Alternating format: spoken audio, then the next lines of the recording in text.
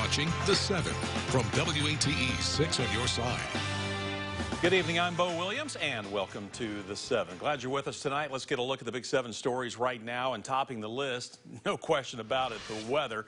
We've been seeing a cool down, but unfortunately, we are just getting started. You see the breakdown, that Arctic air, that's what we're watching. It's going to be pushing in. Chief Meteorologist Ken Weathers has a look at our first big story tonight. So, Ken, kind of walk us through what to expect. Yeah. Pretty quiet, really, Bo, between now and I'd say most of Thursday. It's the overnight Thursday into Friday that the big changes. That happens. Now, don't get me wrong. It's still going to be cool up until then, but not like that. 39 is where we are now after a high in the mid-40s today. Same thing in Maryville. 36 for Oneida and Kingston and 35 in Middlesboro. Most will drop off overnight tonight down into the 20s for most areas. 24 in Middlesboro, 28 in Knoxville, 30 in Maryville, and 30 in Kingston. So not as cold as it was this morning. We had teens and 20s, but still cold enough for a jacket. And make sure you keep one handy because high temperatures only in the upper 40s for tomorrow. 50 is the average high, by the way, to put it in perspective. So a few degrees below that. Plus, we'll see a lot of cloud cover. Areas to the south, Athens, Tellico Plains, maybe some of the higher peaks of the Smokies, maybe a sprinkle or a flurry, but that's not going to be a big concern. This is going to be a big concern. Overnight Thursday into Friday, Arctic air is going to move in quickly. Temperatures will actually drop through the day on Friday. In fact, the high is right at midnight Thursday night into Friday, probably near 50, but we'll end up in the teens. Mentioned the possibility of a flash freeze. What I mean by that is any moisture that falls Thursday night into early Friday, whether it's rain, sleet, snow, I'll talk about that, could freeze if temperatures drop quickly enough before the wind can evaporate that moisture off the ground. That's something I'll really have to watch for. But really, this cold, it's going to impact everybody, and it's for several days, Bo. I'll talk more about how long it lasts coming up in a few minutes. All right, start bundling up. All right, Ken, thank you very much. Well, with that blast of burr, if you will, our next big story, the best ways to prepare.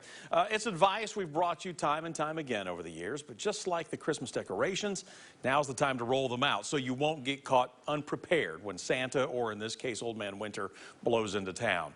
One of the first to-do items on your checklist should be to check any and everything that deals with water. That's because when water freezes, it expands, meaning it could get big enough to break or burst whatever it's being held in. You've probably heard the advice, drip your faucets. That's one of the easiest things you can do, as it keeps water running through your pipes and lowers the chances of it freezing. Experts say make sure any exposed pipes or outside faucets are covered to keep as much, well, warm air in as possible. Water is enemy to all homes. See where water is leaving the house, spigots or sprinkler systems, and go out and evacuate any water that's in them. I mean, something as small as disconnecting your hose can end up costing you thousands of dollars. Yeah, he also says don't forget about your gutters. Listen to this. Any water that's left behind in those gutters, well, can wind up causing the same problems as your outside spigot. So something else to think about. And indoors, more items to check, like your home's heating system. Start with a look at the filter. Check smoke alarms, carbon monoxide detectors. Look for drafts around those windows and doors. Shut the vents to the crawl space if your home has one. And don't crank up your thermostat. Plus, have a plan ready in case of an emergency, like a backup heating device or somewhere to go if you just can't stay warm in your home. And let's talk about your car for a moment. According to AAA, you should check your car batteries to make sure they are in good condition and that your charging system is also working. For the inside of your car, make sure your phone is fully charged, carry a bottle of water, have some snacks in there as well in case you do get stranded somewhere. AAA also recommends that drivers have a road kit in their car with a small flashlight, with some batteries, a jumper cable, screwdriver, as well as a first aid kit. We've posted these checklists for you and more. You can find it at WATE.com. Just good to look over once again.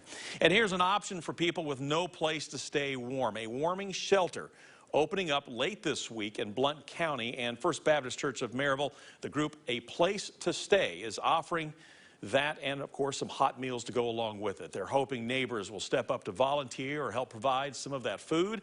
And you can volunteer, whether providing some of the food or volunteering by calling 865-250-7791.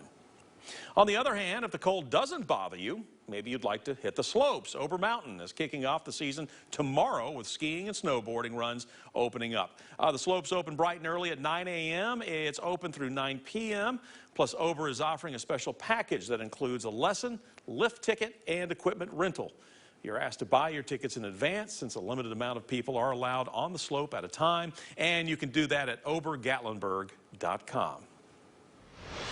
Our next big story for you tonight, controversy surrounding a drag show set to perform at the Tennessee Theater on Thursday.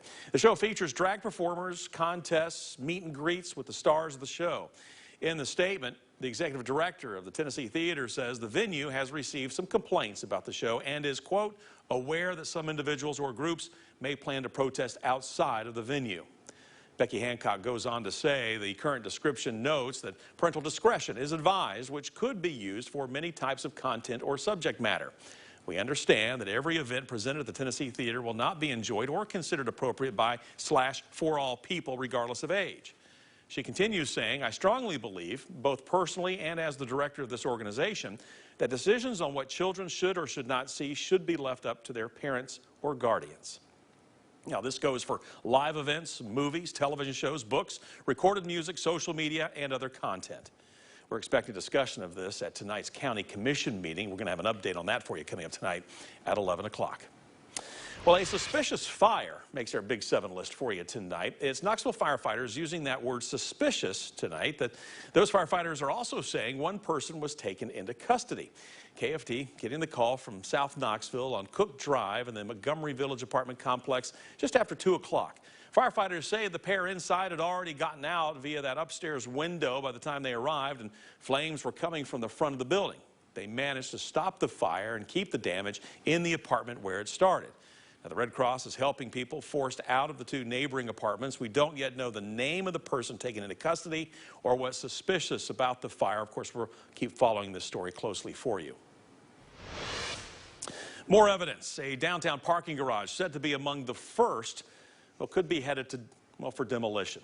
Let's get you up to date here on the latest. We told you last week a request for a permit had been filed to tear down the Pryor Brown garage. The building has been in disrepair, as you may remember not long ago when a portion of roof collapsed, city having to close a section of sidewalk as a result. Well, since it qualifies as a historic structure, the application is subject to a 60-day waiting period before city officials approve or deny the application. Now, the building was built back in 1929 at the previous site of a stable on Church Avenue in downtown Knoxville. Next now, here at the 7, the big dispute over beer sales at Neyland Stadium. Alcohol vendor Aramark is under scrutiny after citations during the football season. Knoxville police accused Aramark of allowing beer sales a number of times to underage customers. This afternoon, Aramark made its case for keeping the beer license. One argument, that it was irrelevant for the city to point to underage citations from the Garth Brooks concert at Neyland as showing a pattern of misconduct. But the city says no other permit holder had gotten this number of underage citations in such a short time. Of course, we're going to keep watching for a decision on this permit. And another big story tonight, the end of a big search for a missing kayaker. Rangers have now recovered the body of a kayaker who disappeared at the sinks. And we're now learning his name, Carl Keeney, a 61-year-old from Knoxville. This goes back to Friday when the Great Smoky Mountains National Park dispatch got the call. Keeney had gone underwater above the sinks and did not surface. High water levels over the weekend made it tough to reach Keeney's body until today. His body is now at the medical examiner's office. We'll keep following this for more answers. And rounding out our big story list for you tonight, a little camper that's gone missing. Colleen Martin owns Little Hoot Designs, and she started the clothing company about 12 years ago in her home, only selling items online. Well, 5 years ago, she bought a small camper to make her business mobile. This past week, however, that camper was stolen. I noticed it was missing because it's right there on Sutherland. It's super traveled road. A lot of my friends travel on that road, and I noticed it was gone, and I instantly called one of the girls that works with me, and I thought, I know that I've been so busy that I thought maybe I left it somewhere and just like completely forgot. I've never been in this situation with somebody stealing something from me like this, so I just was taken aback, and I just needed a minute to process it, and I didn't want to just like jump to conclusions. Martin did file a police report and posted about the stolen camper on Facebook. We're told the best way that you can help right now is to share that post because the camper could be anywhere by now. If you do see the camper, though, you are asked to call local law enforcement.